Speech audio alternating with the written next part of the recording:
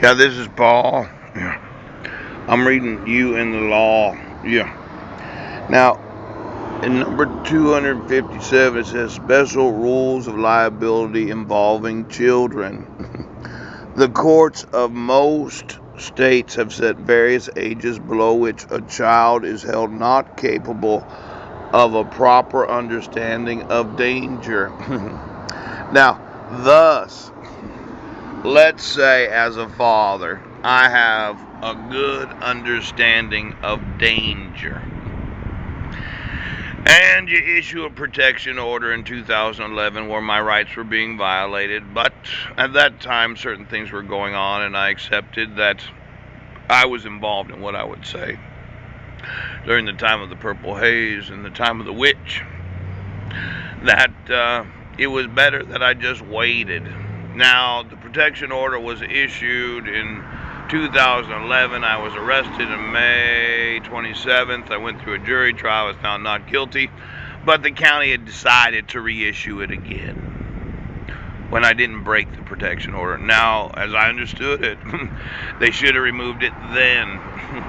Well, they decided that they were going to modify it and they were really going to teach me a lesson. And then in 2013, they didn't serve me the two temporary protection orders. Right, they never attempted any service because it was very easy to find me. They called me on my cell phone.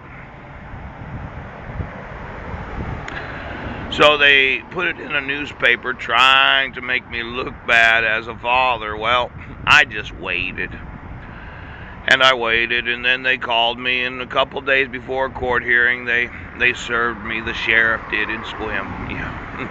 But they didn't call me after the court hearing. They didn't give me the actual protection order that had been issued for 2 years. And some people say, well, why didn't you just call me afterwards? But I don't know their reasoning. But there must be some sort of service on that protection order that I must have had to be served. And if they called me a couple of days before the court hearing, you would have thought they would have called me afterwards. But no. Not like they couldn't find me. So from 2013, I stayed around Clallam County. Died once and was brought back to life. Broken teeth and bronchitis, and well, I'll get the records from the hospital, but I was in the hospital during that time. Then I moved to Centralia and thought I'd build a business, but somebody kept messing up my life. And I thought it was a 1-year protection order, so I moved back to Clallam County in August 20th of 2014, thinking it would expire.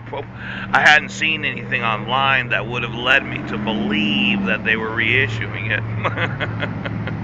But no, I'm walking down the street right next to the Port Angeles Police Department, and I think to myself, well, why don't you just go in and see if they have a copy of the protection order? And I was there that morning, and Brian Smith, the chief of police of Port Angeles, served me.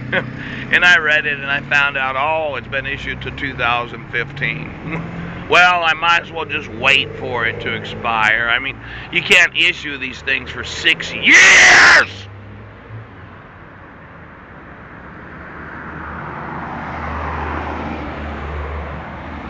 You would have thought a year, maybe 2 years. 6 years. Now, there's a possibility that my wife might have been concerned because we did have an argument before she called the police on me and I went to jail for 10 days on Guam. There was no domestic abuse or domestic violence, but I did call her a C-U-N-T. And she did abduct my sons because she fabricated a story and said that I was threatening her life and all kinds of other crap. But I actually didn't. Now, I know that 6 years.